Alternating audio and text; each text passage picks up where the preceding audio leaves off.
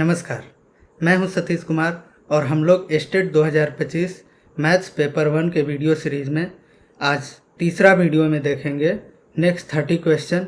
जैसा कि हम लोग पहले 2 वीडियो में देख चुके हैं, 30 क्वेश्चन को सॉल्व कर चुके हैं और जो भी मैथ्स का सवाल पूछे गए हैं प्रीवियस ईयर क्वेश्चन 2023 में, उसको कम समय में कॉन्सेप्ट के साथ कैसे सॉल्व करते हैं हम लोगों ने पिछले वीडियो में ऑलरेडी समझ लिया है। तो इसी सीरीज को आगे बढ़ाते हुए हम लोग अगले 30 क्वेश्चन को सॉल्व करेंगे और इसमें जो भी कॉन्सेप्ट आएगा वो भी मैं आपको बीच बीच में बताता जाऊंगा।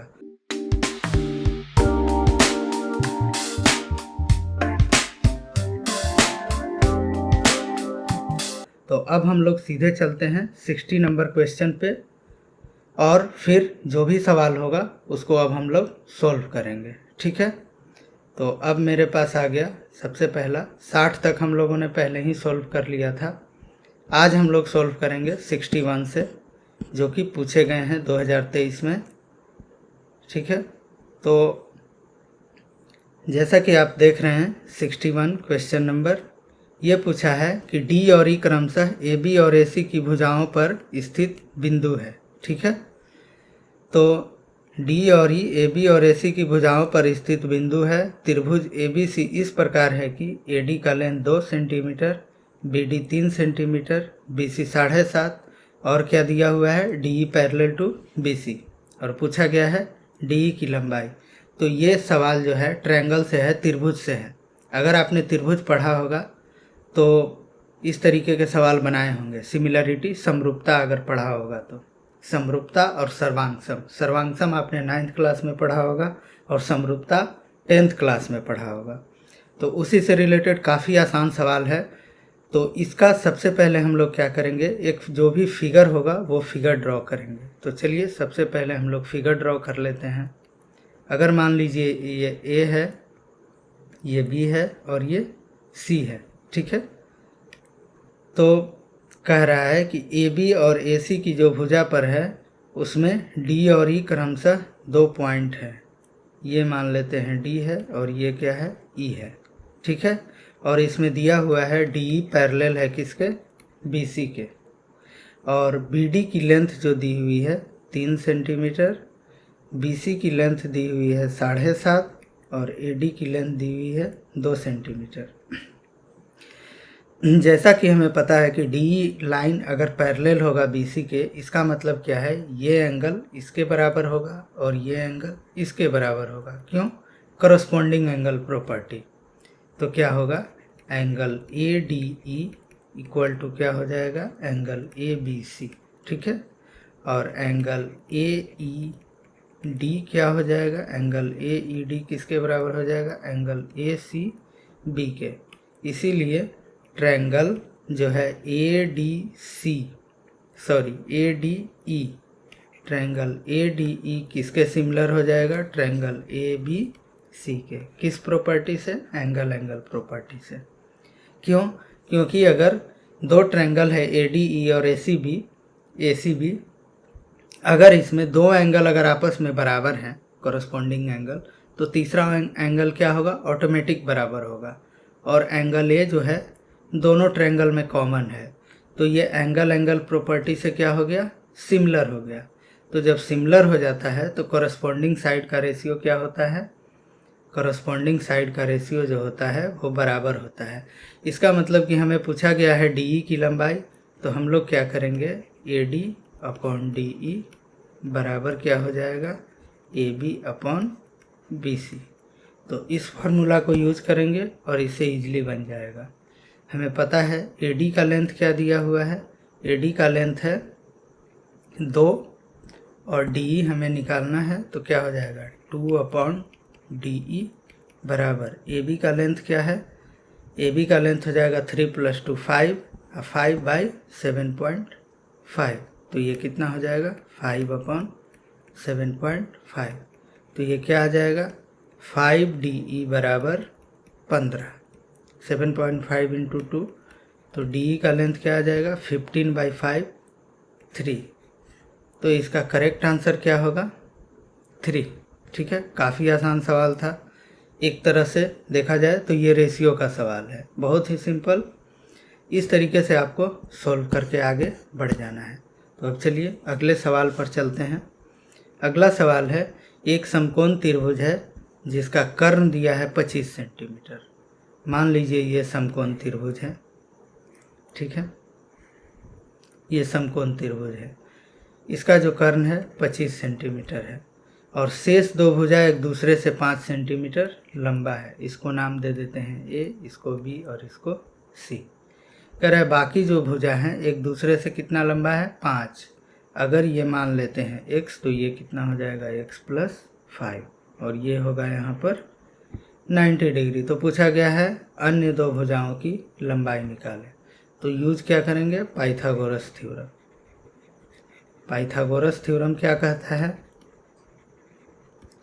पाइथागोरस थ्योरम कहता है अगर राइट एंगल ट्रायंगल है, मतलब समकोण त्रिभुज है, तो बेस और परपेंडिकुलर का जो स्क्वायर का सम होगा वो किसके स्क्वायर के बराबर होगा, हाइपोटेन्यूज के। तो ये क्या हो जाएगा, x square plus x plus 5 का स्क्वायर इक्वल टू क्या हो जाएगा, 25 का स्क्वायर। ठीक है, तो ये किसके बराबर आ जाएगा, x square plus 25 plus 10x equal to क्या आ जाएगा, 625। अब इसको हमें सिर्फ सोल्व करना है x के मान के लिए। तो ये क्या हो जाएगा, 2x square plus 25 plus 10x minus 625 बराबर 0। ये मेरा आ जाएगा 2x square plus 10x minus 600 equal to 0। अगर दो कॉमन लेंगे तो ये क्या बचेगा, x square plus 5x minus 300 equal to 0। तो अब हमें इन दोनों को क्या करना है, फैक्टराइज कर देना है। तो फैक्टराइज कैसे करेंगे, एक आ जाएगा 15 और एक 20, मतलब कि ये हो जाएगा 20x minus 15x minus 300 equal to 0। ठीक है, तो x कॉमन हो जाएगा यहाँ से, x प्लस 20 माइनस 15, फिर यहाँ क्या आ जाएगा, x प्लस 20 इक्वल टू 0। तो अब मेरे पास जो आया, अब यहाँ पर x प्लस 20 दोनों में है, तो x प्लस 20 क्या हो जाएगा कॉमन, यहाँ क्या बचेगा x और यहाँ क्या बचेगा माइनस 15 बराबर 0। अगर दो संख्याओं का प्रोडक्ट 0 है, इसका मतलब या तो एक बार ये 0 होगा या तो एक बार ये 0 होगा। बारी बारी से दोनों को रखेंगे 0 के बराबर, तो मेरा x का मान क्या आ जाएगा, एक आ जाएगा -20 और एक आ जाएगा 15। चूँकि लंबाई त्रिभुज की दी हुई है तो माइनस में तो हो नहीं सकता, तो ये किस में होगा, प्लस में होगा। तो यहाँ क्या करेंगे, x का मान मेरा कितना आ गया 15, तो ये कितना हो जाएगा 20। तो एक्चुअल करेक्ट आंसर क्या होगा, अन्य दो भुजाओं की लंबाई 15 और 20। ठीक है, ऑप्शन बी। आगे बढ़ते हैं। 63 नंबर सवाल कह रहा है कि वृत्त के बाहर एक बिंदु से उस बिंदु पर वृत्त की कितनी संख्या में स्पर्श रेखा खींची जा सकती है। बहुत ही ज़्यादा आसान सवाल। जैसे मान लीजिए अगर ये सर्कल है, ठीक है, अगर ये सर्कल है और सर्कल का ये सेंटर है O, ठीक है। अब अगर कहीं पर पॉइंट बाहर में है P, तो पूछा है कि बाहर में जो पॉइंट है, इस पॉइंट से इस सर्कल पर कितनी स्पर्श रेखा खींची जा सकती है, मतलब कितना टेंजेंट खींचा जा सकता है। तो जैसा कि आपने पढ़ा होगा सर्कल में, अगर कोई कहीं पर बाहर पॉइंट है तो बाहर पॉइंट से किसी भी सर्कल से होकर के हम टोटल कितने टेंजेंट खींच सकते हैं, फर्स्ट ये और दूसरा ये, इन दो के अलावा हम कोई भी टेंजेंट नहीं खींच सकते। करेक्ट आंसर क्या हो जाएगा, ऑप्शन ए 2। आगे बढ़ते हैं। अगला सवाल है, एक गाय को 20 सेंटीमीटर और 16 सेंटीमीटर आयामों के आयताकार क्षेत्र के कोनों पर 14 मीटर लंबाई की रस्सी से बांधा गया है। मतलब मान लीजिए ये एक आयताकार खेत है, ठीक है। इस आयताकार खेत में जो इसकी लंबाई है 20 सेंटीमीटर और इसकी चौड़ाई कितनी है, 16 सेंटीमीटर, ठीक है। तो अब बोला है कि इसके कोना पर, एक कोना पर क्या किया गया है, 14 मीटर लंबा रस्सी से एक बांधा गया है, 14 मीटर की लंबाई की रस्सी से बांधा गया है, एक गाय को। तो गाय जिस खेत में चर सकती है उसका क्षेत्रफल क्या है? तो गाय कितना दूर चरेगा? अगर रस्सी की लंबाई 14 सेंटीमीटर है तो ये 14 सेंटीमीटर तक यहाँ तक जाएगा, यानी कि ये 14 सेंटीमीटर सर्कल के रेडियस में होगा। हालांकि ये मीटर नहीं होना चाहिए, ये सेंटीमीटर होना चाहिए। ठीक है, तो 14 सेंटीमीटर के रेडियस में ये क्या करेगा? घूमेगा। मतलब कि अगर ये क्या है, रेक्टेंगल है, इसका मतलब इसका एंगल कितना है? 90 डिग्री। तो हमें क्या निकालना है? इस 90 डिग्री के ये क्या बन गया? सेक्टर। इस सेक्टर का एरिया। तो एरिया क्या होता है? सर्कल का एरिया। सर्कल का एरिया क्या होता है? सर्कल एरिया बराबर पाई आर स्क्वायर। तो इस फॉर्मूला को यूज करेंगे। 22/7 इंटू रेडियस कितना हो जाएगा? 14। ये आएगा पूरे सर्कल का एरिया। लेकिन गाय कितना चल रहा है? सिर्फ 1/4 हिस्सा। 1/4 कैसे? 90 डिग्री का एंगल बना रहा है। टोटल एंगल सर्कल में कितने होते हैं? 360। तो ये कितना हो जाएगा? 1/4। ठीक है, अब इसको काट देंगे 2 से 2 बार में और 2 से 7 बार में। तो ये कितना आ जाएगा? 154 सेंटीमीटर स्क्वायर। मतलब कि गाय जो बंधा हुआ है कॉर्नर पे, वो उस खेत को कितने एरिया तक ग्रेज करेगा, कितने एरिया तक में घास खाएगा? तो वो 154 सेंटीमीटर स्क्वायर घास खाएगा। ठीक है, अब आगे बढ़ते हैं।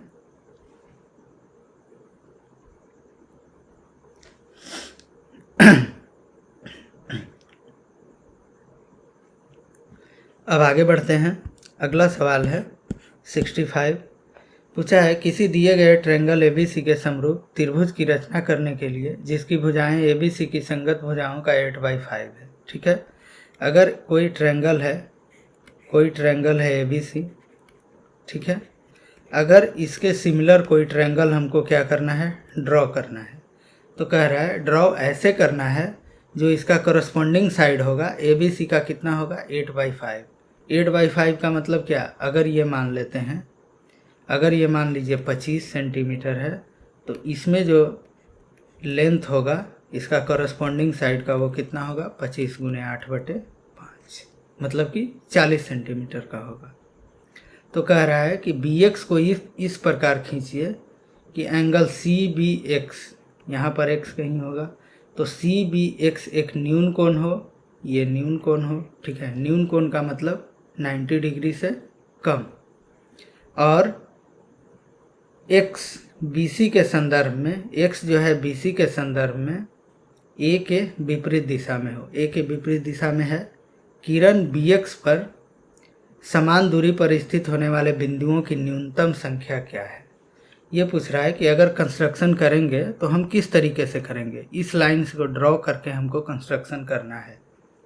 तो अगर इसके करस्पॉन्डिंग सेम रेशियो में अगर कंस्ट्रक्शन करना है, और वो मेरा रेशियो क्या है? 8/5, मतलब कि ABC का 8/5 होना चाहिए करस्पॉन्डिंग साइड। तो इसके लिए हमको क्या करना पड़ेगा? इसको BX को 8 स्मॉल पार्ट्स में डिवाइड करना पड़ेगा। अगर 8 स्मॉल पार्ट्स में डिवाइड करना पड़ेगा तो समान दूरी पर टोटल पॉइंट कितना होगा? 8 होगा। बहुत ही सिंपल लॉजिकल सवाल है। ठीक है, अब आगे बढ़ते हैं, अगले सवाल पर चलते हैं। क्वेश्चन नंबर 66 कह रहा है कि चतुर्भुज के कोण 4, 5, 10, 11 के अनुपात में है, तो कोण नीचे दिए गए हैं। तो इसमें से कौन कौन सा कोण होगा? बहुत ही सिंपल है, मान लेंगे इसमें x जो है कॉमन फैक्टर है, तो ये कितना हो जाएगा? 4x + 5x + 10x + 11x। ये किसके बराबर होगा? चतुर्भुज के चारों कोणों का योग 360 डिग्री होता है। तो ये कितना हो जाएगा? 5, 4, 9, 11, 9, 20 और 10, 30। 30x बराबर 360 डिग्री। तो x का मान कितना आ गया? 12 डिग्री। तो अगर 12 आ गया तो ये कितना हो जाएगा? 48 डिग्री। ये कितना हो जाएगा? 60। ये कितना हो जाएगा? 120। और ये कितना हो जाएगा? 132 डिग्री। तो मेरा करेक्ट आंसर क्या है? Option B. बहुत ही आसान सवाल। आगे बढ़ते हैं।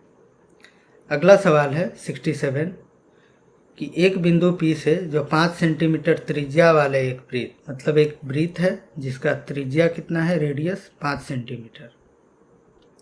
वृत्त का जो बिंदु है, सेंटर है, O से 13 सेंटीमीटर की दूरी पर है। कोई बाहर में पॉइंट P है, वो 13 सेंटीमीटर की दूरी पर है।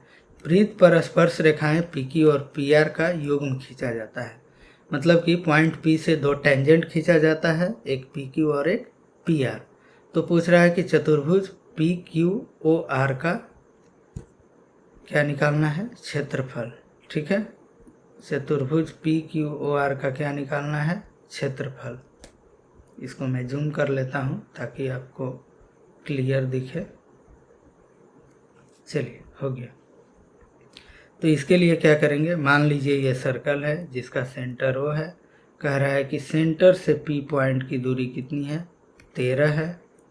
तो यहाँ से P से 2 टेंजेंट खींचा जाता है। एक टेंजेंट मेरा ये जाएगा और एक टेंजेंट मेरा ये जाएगा। ठीक है, थोड़ा सा कंस्ट्रक्शन गड़बड़ हो गया। और इसका रेडियस कितना है, 5। ठीक है, तो इसको यहाँ से मिलाएंगे, इसको यहाँ से मिलाएंगे, तो ये लेंथ कितना होगा, 5। ये है 13, ये है 5, और हमें पता है ये है PQ और ये है PR। ठीक है, मैं इसको थोड़ा सा क्लियर कर लेता हूँ, फिर से बना लेता हूँ। मान लीजिए ये सर्कल है। ठीक है, 2 टेंजेंट है, ये पॉइंट है P, इसका सेंटर है O। ठीक है, ये एक टेंजेंट है PQ और ये एक टेंजेंट है PR। और कह रहा है इससे इसकी दूरी जो है 13 है और इसका रेडियस है 5। तो हमसे पूछा गया है क्वाड्रिलेटरल PQOR का क्षेत्रफल कितना होगा। ये भी बहुत आसान है। अगर किसी ट्रायंगल को सर्कल से मिलाते हैं, अगर किसी टेंजेंट को सर्कल के सेंटर से मिलाते हैं तो वो क्या होता है, परपेंडिकुलर। मतलब कि इन ट्रायंगल PQO क्या बन गया, राइट एंगल ट्रायंगल। तो PQ का स्क्वायर बराबर क्या होगा, PQ का स्क्वायर बराबर होगा 13 का स्क्वायर माइनस 5 का स्क्वायर। पाइथागोरस थ्योरम लगाएंगे तो PQ का स्क्वायर कितना आ जाएगा, 169 माइनस 25, यानी कि PQ स्क्वायर बराबर क्या आ गया, 144। यानी PQ का मान क्या आ गया, 12। इसका मतलब PQ का लेंथ कितना है, 12। उसी तरह से PR का भी लेंथ कितना होगा, 12, क्योंकि 13 और 5 सेम चीज़ है। और हमको पता है कोई भी सर्कल के अगर बाहर पॉइंट है तो उससे जो टेंजेंट खींचा जाएगा उसकी लंबाई दोनों की कितनी होती है, बराबर होती है। तो मेरे पास अब इस क्वाड्रिलेटरल का सारा डायमेंशन आ गया, 12, 5, 5 और 12। अब मुझे इसका एरिया निकालना है। तो एरिया निकालने के लिए क्या करेंगे, एरिया निकालने के लिए अब क्वाड्रिलेटरल का फॉर्मूला का यूज नहीं करेंगे। क्या करेंगे, एक राइट एंगल ट्रायंगल ये है, एक राइट एंगल ट्रायंगल ये है, दोनों का एरिया सेपरेटली निकाल करके क्या करेंगे, जोड़ देंगे। तो एक राइट एंगल ट्रायंगल का एरिया क्या होगा, हाफ इंटू, अगर 12 को बेस माने तो हाइट क्या हो जाएगा, 5। ठीक है, इस ट्रायंगल के लिए। तो सेम टू सेम इस ट्रायंगल के लिए भी वही होगा। तो सिंपली इसको क्या करेंगे, 2 से गुना कर देंगे। तो ये कितना आ जाएगा, 60 सेंटीमीटर स्क्वायर। तो करेक्ट आंसर क्या होगा, 60 सेंटीमीटर स्क्वायर। अब आगे बढ़ते हैं, क्वेश्चन नंबर 68 है, अगर आधार त्रिज्या R और ऊंचाई h है तो बेलन का आयतन क्या है। मतलब कोई सिलेंडर है, सिलेंडर समझते हैं, सिलेंडर का शेप ये होता है। ठीक है, दोनों साइड से सर्कुलर रहता है। मतलब एक आप रेक्टेंगुलर शीट लीजिए, कागज़ लीजिए और उसको गोल फोल्ड कर दीजिए। ठीक है, एक कागज़ लीजिए और गोल उसको क्या कीजिए, फोल्ड कर दीजिए, तो वो क्या बन जाता है, बेलन।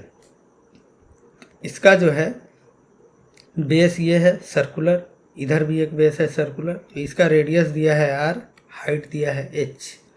तो इसका आयतन पूछा है, मतलब वॉल्यूम। तो वॉल्यूम क्या होगा, पाई R स्क्वायर h। सिंपल सा, ये फॉर्मूला ही पूछ दिया। तो ये क्या हो जाएगा, पाई R स्क्वायर h। अब अगले सवाल पर चलते हैं। अगला सवाल है, एक बेलनाकार बॉक्स में, अगर एक बेलनाकार बॉक्स है, सिलेंड्रिकल बॉक्स, जैसा कि पिछले सवाल में बताया, ये मान लीजिए ये क्या है, सिलेंडर है, ठीक है, ये क्या है, सिलेंडर है। तो सिलेंडर में कितना घुमावदार सतह होता है? घुमावदार सतह एक होता है, ये वाला जो कर्व सरफेस देख रहे हैं। वृत्ताकार कितना होता है? एक वृत्ताकार नीचे और एक वृत्ताकार ऊपर। तो ये कितना हो जाएगा? 2। करेक्ट आंसर क्या होगा? 1 और 2। बहुत ही आसान सवाल पूछा गया है। अगर आपका सवाल ऐसे ही आता है स्टेट में, तो आप इसको बहुत इजीली सॉल्व कर सकते हैं, इसमें कोई डाउट नहीं है। अगर आप मेरे वीडियो को पूरा देखते हैं तो मैंने उसमें सवाल के जरिए ही कॉन्सेप्ट लगभग सारे बता दिया है, जिसको देख करके अगर आपको पहले से नहीं पता होगा तो भी आप समझ गए होंगे कि इस तरह के सवाल को हमें कैसे सॉल्व करना है। ठीक है, तो अब आगे बढ़ते हैं। क्वेश्चन नंबर 70 है, यदि दो क्षेत्रों का सतह क्षेत्र 16:9 के अनुपात में है तो आयतन कितना होगा? अगर मान लीजिए कोई भी दो क्षेत्र है, अब जैसे मान लो स्फीयर है, गोला, ठीक है, अगर उसका क्षेत्रफल 16:9 के अनुपात में है तो गोला का सरफेस एरिया क्या होता है? 4πr²। ठीक है, तो दोनों को अगर मान लेते हैं, एक को कैपिटल आर और दूसरे को स्मॉल आर, तो इसका रेशियो क्या आ जाएगा? 16/9। इससे ये कट जाएगा, मतलब r/r क्या आ जाएगा? √16/9, मतलब 4/3। तो अब मुझे पूछा है दोनों के वॉल्यूम का आयतन, तो दोनों के वॉल्यूम क्या हो जाएगा? वॉल्यूम होगा 4/3πr³। तो r का क्यूब और नीचे क्या हो जाएगा? 4/3π स्मॉल r का क्यूब। ठीक है, तो अब मेरा क्या बनेगा? इससे ये कट जाएगा, इससे ये बचा क्या? r/r का होल क्यूब। तो ये कितना हो जाएगा? 4/3 का होल क्यूब। कितना आ जाएगा? 64/27। तो करेक्ट आंसर क्या होगा? 64/27। ठीक है, अब आगे बढ़ते हैं अगले सवाल पर। क्वेश्चन नंबर 71 कहता है कि दो क्षेत्रों के आयतन का अनुपात जो है 8/27 है। तो कोई भी दो क्षेत्र ले लेते हैं, जैसे मान लीजिए मैंने लिया क्या? स्फीयर। ठीक है, क्या ले लिया? स्फीयर, गोला। ठीक है, तो गोला का आयतन क्या होता है? 4πr³। ये वैल्यू छोटा है तो इसको स्मॉल रखते हैं, 4/3πr³, और नीचे वाले को बड़ा रखते हैं, πr³। इसका मान दिया है 8/27, यानी कि ये कट जाएगा, यानी कि मेरा क्या आ गया? r/r आ गया 2/3। क्यूब रूट इसका निकालेंगे तो क्या आ गया? 2/3। तो अब पूछा है कि क्रमशः गोले की त्रिज्याएं हैं। ठीक है, r और r क्या है? गोले की त्रिज्याएं। तो स्मॉल r क्या आ गया? 2, कैपिटल R क्या आ गया? 3। तो कह रहा है कि r-r/r स्मॉल r, ये क्या हो जाएगा? 3-2/2। तो ये कितना आ जाएगा? 1/2। तो करेक्ट आंसर क्या होगा? 1/2। ठीक है, अब आगे बढ़ते हैं अगले सवाल पे। क्वेश्चन नंबर 72 कह रहा है एक समचतुर्भुज का विकर्ण 8 और 10 है, तो समचतुर्भुज का क्षेत्रफल क्या होगा? बहुत आसान, समचतुर्भुज का मतलब रोम्बस, जिसका डायगोनल क्या होता है? परपेंडिकुलर बाइसेक्ट करता है। अगर ये पूरा 8 है, ये पूरा 10 है, ठीक है, तो इसका क्षेत्रफल निकालना है। तो इसका क्षेत्रफल क्या होगा? समचतुर्भुज का क्षेत्रफल क्या होता है? एरिया बराबर होता है half into product of diagonal, मतलब जो भी डायगोनल है उसका गुना। ठीक है, तो ये मेरा कितना आ जाएगा? हाफ इंटू 8 इंटू 10, मतलब 80/2। ये कितना आ जाएगा? 40 सेंटीमीटर स्क्वायर। ठीक है, तो इसका करेक्ट आंसर क्या होगा? 40 सेंटीमीटर स्क्वायर या 40 वर्ग सेंटीमीटर, दोनों एक ही बात है। क्वेश्चन नंबर 73 एक किनारे के तेज पर बेलनाकार पेंसिल का संयोजन है। अब मान लो एक पेंसिल है, ठीक है, जैसे पेंसिल आपने देखा होगा, ये देखिए, ये जो पेन है, ये पेन एक पेंसिल के शेप में है। तो कह रहा है कि इसका संयोजन क्या चीज़ का है। तो देखिए, यहाँ से यहाँ तक ये क्या है, सिलेंडर है, मतलब बेलन है। और यहाँ से यहाँ तक ये क्या है, कोन है। कोन का मतलब शंकु है, मतलब इसमें एक कोन लगा हुआ है और एक सिलेंडर लगा हुआ है। तो इसका करेक्ट आंसर क्या हो जाएगा, एक शंकु और एक बेलन। ठीक है, चलिए आगे बढ़ते हैं। बैडमिंटन खेलने के लिए इस्तेमाल किए गए शटल कॉक का आकार संयोजन के रूप में होता है। तो बैडमिंटन खेलने के लिए जो शटल कॉक यूज होता है, तो शटल कॉक आपने देखा होगा, शटल कॉक के ऊपर एक गोल सा रहता है। वो गोल क्या है, वो गोला है। ठीक है, और उसके नीचे बाल्टी की तरह रहता है। ठीक है, इस तरीके से ये सर्कुलर, ये भी क्या होता है, हल्का सर्कुलर। आपने बाल्टी देखा होगा, तो इसको बोलते हैं फ्रस्टम। ठीक है, इसको क्या बोला जाता है, फ्रस्टम, या हिंदी में क्या बोलते हैं, छिन्नक। तो ऊपर में जो है गोला तो रहता है, लेकिन ये गोला आधा रहता है। क्यों, क्योंकि इसको सर्कुलर फेस पर हमको फिक्स करना रहता है। कॉर्क देखा होगा, बाहर के साइड में गोल रहता है, लेकिन जिससे वो चिपका होता है वो क्या होता है, आधा होता है। मतलब गोला क्या होता है, जैसे एक गेंद लिए, अगर उसको बीच से काट दें तो वो अर्ध गोला हुआ। तो ऊपर में क्या रहता है, एक अर्ध गोला, और नीचे में एक क्या रहता है, छिन्नक। तो क्या होगा, एक गोलार्ध और एक छिन्नक। इसमें लगता है कोई ऑप्शन में ही नहीं है शायद। इसका क्या होगा, हेमीस्फेयर और फ्रस्टम। ऊपर में क्या होगा, हेमीस्फेयर, और नीचे में क्या होगा, फ्रस्टम। ठीक है, ये आप देख लीजिएगा। इसमें तो मुझे कोई ऑप्शन नहीं दिख रहा है। हेमीस्फेयर का मतलब होता है अर्ध गोला, तो हर जगह गोलार्ध दिया है। ठीक है, और एक छिन्नक होना चाहिए, गोलार्ध का एक छिन्नक। ये नहीं हो सकता क्योंकि इसमें शंकु दे दिया है, शंकु तो होता ही नहीं। तो इसका ऑप्शन मुझे करेक्ट नहीं लग रहा है। इसका करेक्ट आंसर क्या होगा, एक हेमीस्फेयर और एक फ्रस्टम। आगे बढ़ते हैं। क्वेश्चन नंबर 75 कहता है कि एक घन का आयतन 1728 सेंटीमीटर क्यूब है। अगर घन का आयतन इतना है तो इसकी भुजा, किनारे की लंबाई क्या है, मतलब भुजा क्या है। तो इसका क्या हो जाएगा, क्यूब रूट निकाल देंगे 1728। तो क्यूब रूट कितना आता है 1728 का, 12 सेंटीमीटर। ये आपको याद होना चाहिए। कम से कम 20 से 25, 1 से लेके 30 तक का आपको स्क्वायर और क्यूब दोनों याद होना चाहिए। स्क्वायर रूट और क्यूब रूट भी याद होना चाहिए, नहीं तो आप वहाँ पर आप कैलकुलेशन करने लग जाएंगे, तो इससे क्या होगा, आपको समय ज़्यादा लग सकता है। अब आगे चलते हैं।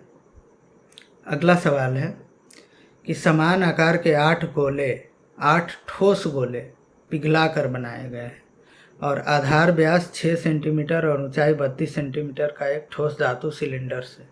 ठीक है, तो प्रत्येक गोले का व्यास क्या है, मतलब एक सिलेंडर है। ठीक है, जिसका क्या था, हाइट 32 सेंटीमीटर और व्यास मतलब डायमीटर, तो इसका रेडियस क्या होगा, 3 सेंटीमीटर। रेडियस क्या है, 3 सेंटीमीटर। इसको पिघला करके 8 गोला बनाया गया है। तो पिघला करके मतलब जितना इसका वॉल्यूम होगा वही 8 गोला का भी वॉल्यूम होगा। तो क्या करेंगे, वॉल्यूम निकालेंगे किसका, सिलेंडर का। वॉल्यूम ऑफ सिलेंडर क्या हो जाएगा, पाई r² h। तो क्या हो जाएगा, पाई का मान रख देंगे 22/7, r मेरा है 3 गुने 3 और h कितना है 32। मतलब क्या आ गया, 22/7 गुने 9 गुने 32 मेरा वॉल्यूम आ गया। अब यही वॉल्यूम टोटल 8 गोले का होगा। तो कह रहा है प्रत्येक गोले का व्यास। अगर गोले का व्यास पूछ रहा है तो हम गोले का डायमीटर निकालेंगे, यानी कि गोला का वॉल्यूम जो होगा, 8 गोला का वॉल्यूम कितना होगा, 8 × 4/3 × πr³। ठीक है, यही उसका क्या होगा, वॉल्यूम होगा। तो अब ये जो 8 गोला का वॉल्यूम होगा किसके बराबर हो जाएगा, 22/7 गुने 9 गुने 32 के। ठीक है, तो अब यहाँ से हम क्या निकालेंगे, आर का वैल्यू निकाल लेंगे। तो ये 22/7 से पाई कट जाएगा, ठीक है। तो ये कितना बचेगा, 32/3 आर क्यूब बराबर 9 गुने 32। तो ये 32 से 32 कट जाएगा, तो क्या आ गया, आर क्यूब बराबर 9 गुने 3। तो आर क्यूब बराबर 27। तो इसीलिए आर बराबर कितना हो जाएगा, 3। यानी कि रेडियस मेरा क्या आ गया, 3 सेंटीमीटर। तो अगर रेडियस 3 सेंटीमीटर आ गया तो डायमीटर कितना होगा, डायमीटर हो जाएगा 6 सेंटीमीटर। करेक्ट आंसर क्या होगा, 6 सेंटीमीटर, क्योंकि मुझे रेडियस नहीं पूछा गया है, क्या पूछा गया है, व्यास। अब यहाँ पर एक चीज़ ध्यान दीजिएगा, बहुत सारे स्टूडेंट इसको बनाएंगे तो यहाँ पूछा गया है प्रत्येक गोले का व्यास, ठीक है। लेकिन वो गलती से क्या करेंगे, सबसे पहले रेडियस निकालेंगे, पहला ऑप्शन उन्हें दिखेगा 3 सेंटीमीटर, इसी को टिक करके आगे निकल जाएंगे। यहीं पर उनका सवाल क्या हुआ, गलत हो गया। तो अब एक बात बताइए आप लोग, क्या जिसने ये सवाल गलत किया, क्या उसे बनाना नहीं आता था, उसे आता था, उसे सब कुछ आता था, बनाया भी सही, हर चीज़ सही किया, लेकिन क्या हुआ, सवाल को उसने सही तरीके से नहीं पढ़ा और इसका खामियाजा क्या हुआ, उसका एक सवाल क्या हो गया, गलत हो गया। और एक सवाल आपके रैंक को कहीं भी पहुंचा सकता है, इसलिए आप हर एक सवाल को सीरियसली लीजिए। अगर आपको ये लगता है कि 1-2 सवाल छोड़ करके हम निकल सकते हैं तो ऐसा दिमाग में मत लाइए। जितना हो सके उतने सवाल को अटेम्प्ट करना सीखिए और उसे बनाने की कोशिश कीजिए। अभी समय है, आप तैयारी ऐसा कीजिए कि एक एक सवाल आपसे बन जाए, ठीक है। अब आगे बढ़ते हैं। अगला सवाल है, एक कमरा आकार में आयताकार है, ठीक है, मतलब आयताकार कमरा है, जैसे आपका घर होता है, देखे होंगे, उसका छत सपाट है, मतलब प्लेन है। तो इसका लेंथ दिया है कितना, 10 मीटर, ब्रेथ दिया है 13 मीटर, ठीक है। ये है ब्रेथ 10 मीटर, लेंथ है 13 मीटर और हाइट कितना है, 5 मीटर। तो कह रहा है कि इसे और अंदर और बाहर फर्श पर पेंट किया जाना है। मतलब अगर एक साइड का दीवार है तो इसके अंदर भी होगा और उस साइड जो दीवार होगा उस पर भी पेंट होगा, लेकिन छत पर नहीं पेंट होगा। मतलब ऊपर का जो सीलिंग है उस पर पेंट नहीं होगा, लेकिन फर्श पर होगा। तो इसका टोटल एरिया निकालना है।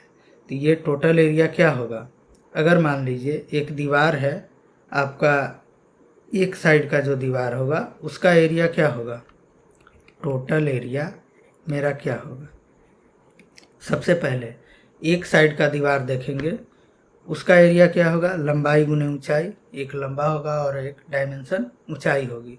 लंबाई गुने ऊंचाई एक साइड का, उसके बाहर के साइड का भी, तो ये 2 हो गया। और उसके जस्ट अपोजिट उसका भी क्या एरिया होगा, लंबाई गुने ऊंचाई, और फिर उसके बाहर का भी क्या होगा, लंबाई गुने ऊंचाई। यानी कि ये लंबाई गुने ऊंचाई वाला टोटल सरफेस कितना होगा, टोटल 4 होगा, ठीक है। अब साइड का देख लिया, अब आमने सामने का देखिए, उसमें एक चौड़ाई और एक हाइट, एक सरफेस ये है, यानी कि ब्रेड्थ गुने हाइट। और ऐसा सरफेस कितना है, एक इधर होगा एक इधर होगा, 2 हो गया, और दोनों बाहर का भी होगा, मतलब ये भी टोटल सरफेस कितना होगा, 4 होगा, ठीक है। अब छत का तो हमें पेंटिंग करना नहीं है, सिर्फ फर्श का करना है। तो फर्श का एरिया क्या होगा, लंबाई गुने चौड़ाई, L इंटू बी, ठीक है।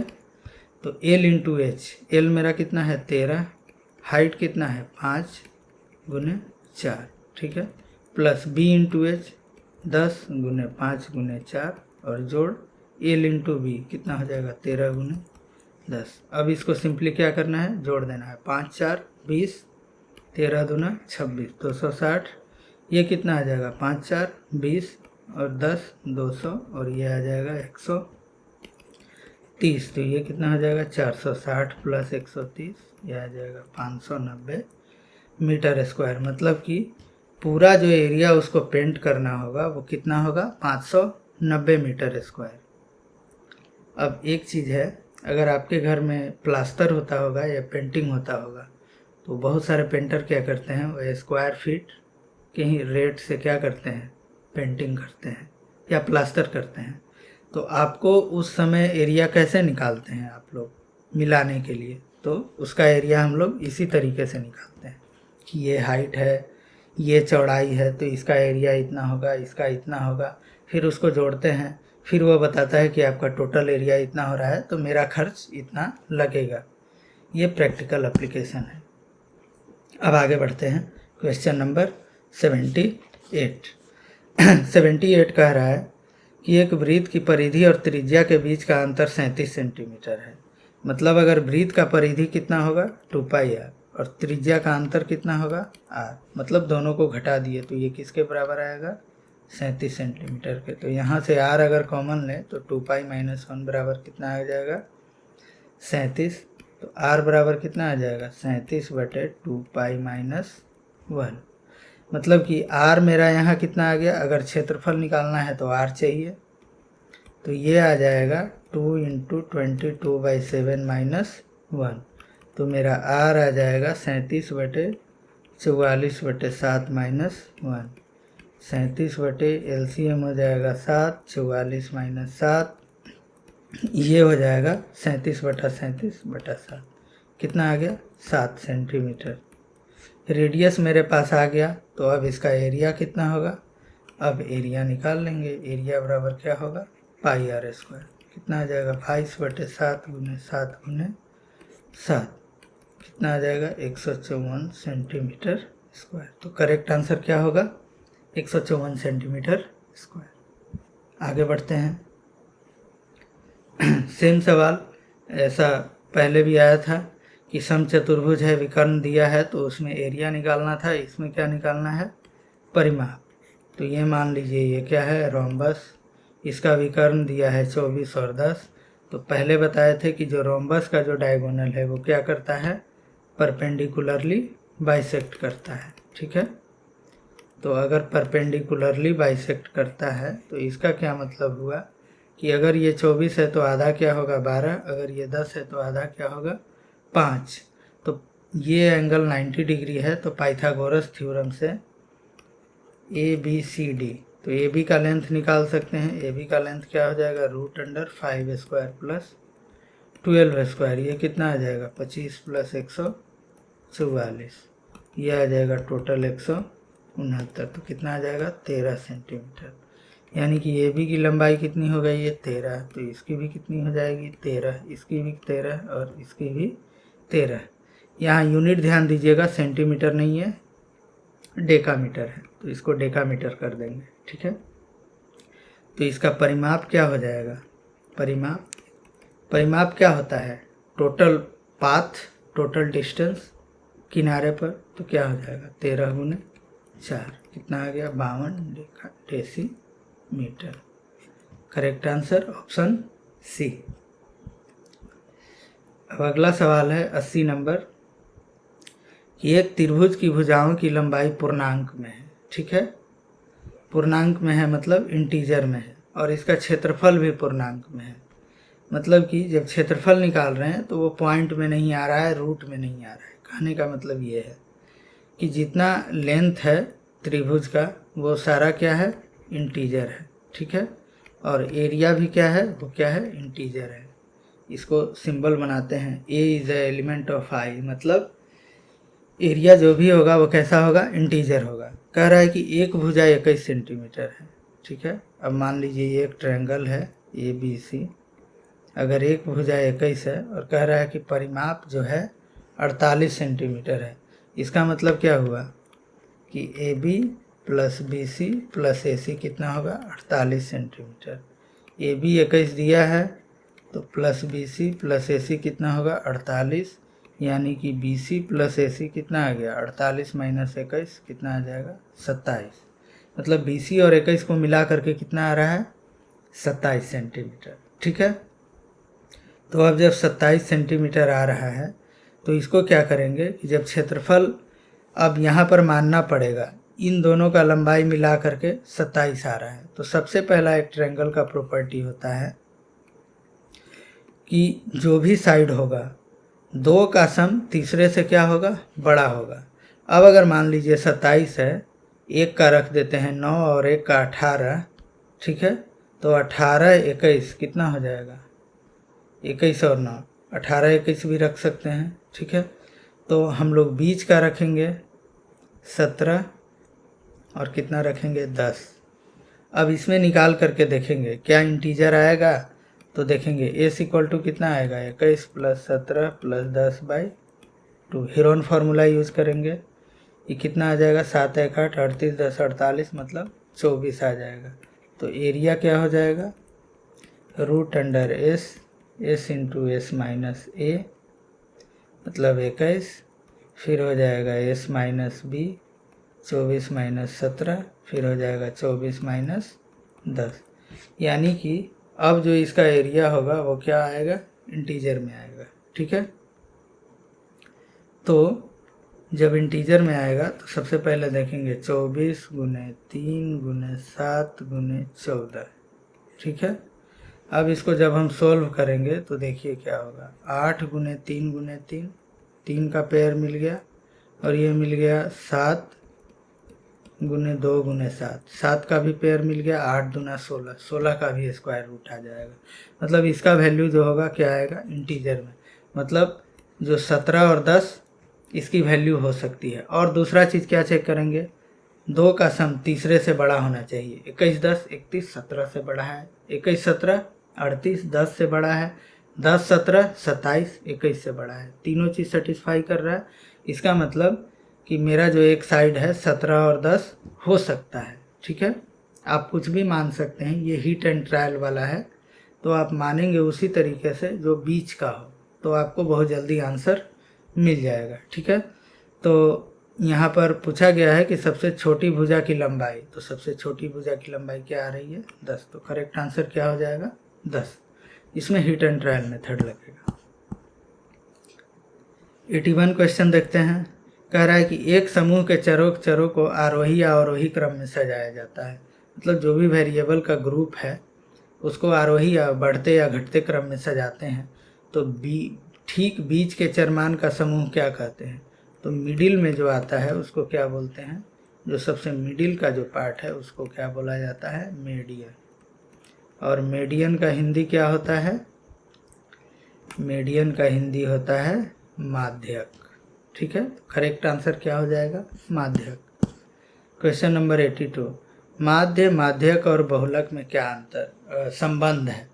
मीन मोड मीडियन का रिलेशन पूछ रहा है, तो मीन मोड मीडियन का रिलेशन का बहुत ज़्यादा फेमस फार्मूला है, क्या होता है, mode equal to 3 × median -2 × mean, ठीक है। मतलब मोड का मतलब होता है बहुलक बराबर 3 माध्यक -2 माध्यक। करेक्ट आंसर क्या होगा, ऑप्शन ए।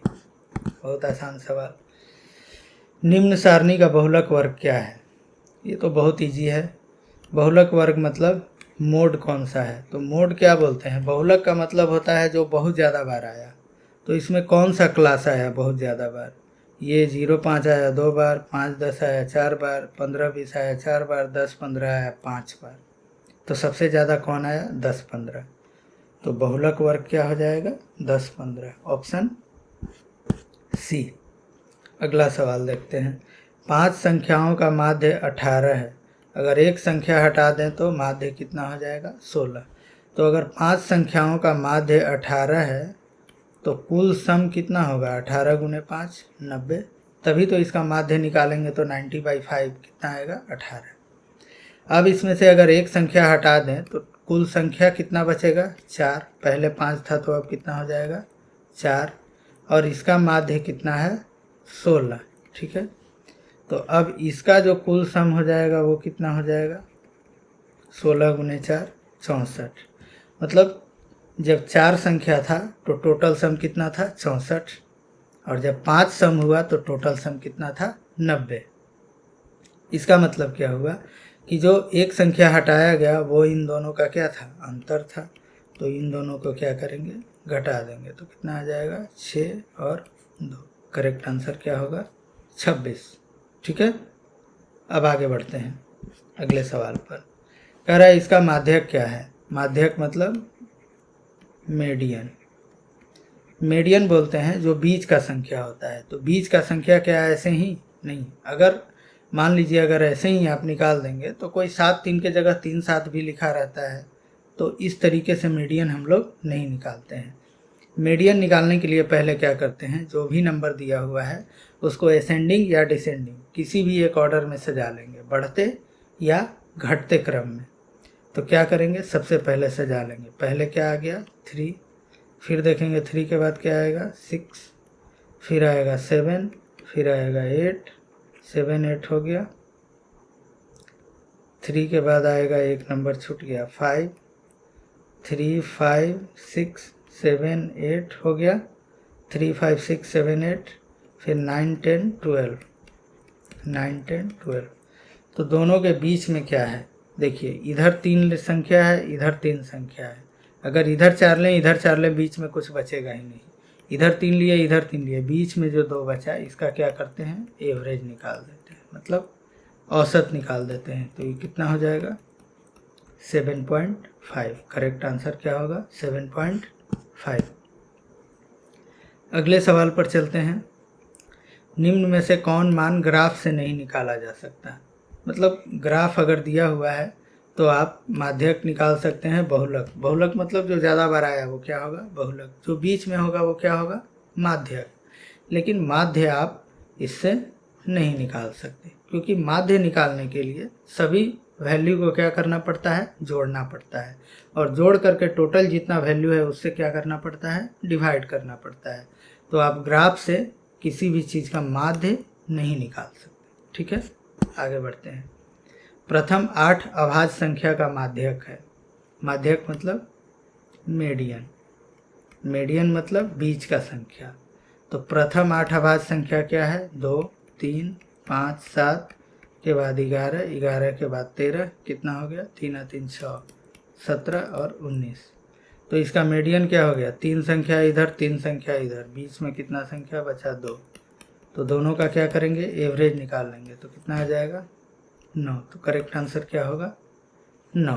ठीक है, अब आगे बढ़ते हैं। कह रहा है n संख्याओं का माध्य क्या है, x बार है। मतलब n संख्या है उसका माध्य क्या है, x बार है। तो x बार बराबर क्या होगा, कुल सम बटे n। क्यों, क्योंकि n संख्या का ये क्या है, माध्य है। तो कह रहा है कि प्रत्येक संख्या में अगर k से गुना कर दें तो नया माध्य क्या होगा। तो अगर k से सारे संख्या में गुना करेंगे तो माध्य में भी क्या होगा, k से गुना हो जाएगा।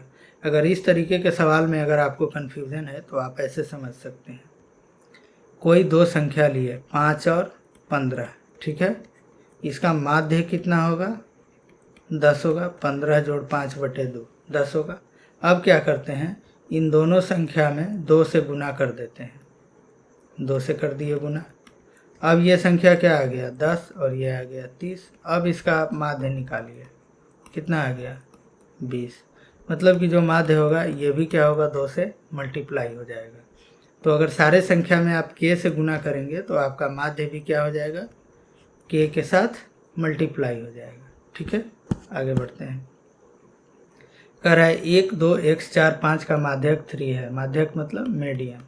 अगर 1 2 x 4 5 का मीडियन 3 है, इसका मतलब इसमें मीडियन कौन सा है, x है, यानी कि x का मान कितना है 3। तो इसका पूछ रहा है माध्य। तो माध्य बराबर क्या हो जाएगा, सभी को जोड़ लेंगे। जोड़ करके कितना आएगा 5 4 9 3 12 2 14 और 1 15 बटे 5, कितना आ जाएगा 3। करेक्ट आंसर क्या होगा 3। ठीक है, अब क्वेश्चन नंबर 90 ये पूछ रहा है कि सूत्र जो है x bar equal to a plus summation of F I U I बटा summation of F into H में यू आई का मान क्या होता है। तो ये जो है स्टैंडर्ड डेविएशन का फॉर्मूला है, आप देखे होंगे। तो यू आई का मतलब होता है एक्स आई प्लस ए अपॉन एन। ठीक है, एक्स आई प्लस ए अपॉन एन, सॉरी एक्स आई माइनस ए अपॉन एन, एक्स आई माइनस ए अपॉन एन। तो करेक्ट आंसर क्या हो जाएगा ऑप्शन सी। ये फार्मूला बेस्ड है, ये स्टैंडर्ड डेविएशन में यूज होता है, आपने स्टैटिस्टिक्स या सांख्यिकी में पढ़ा होगा। तो आज के इस वीडियो में इतना ही रखते हैं। आई होप आपको ये वीडियो अच्छा लगा होगा और आपको इसमें बहुत सारी चीज़ें, नई चीज़ें सीखने को मिली होंगी। तो मिलते हैं नेक्स्ट वीडियो में, तब तक के लिए नमस्कार।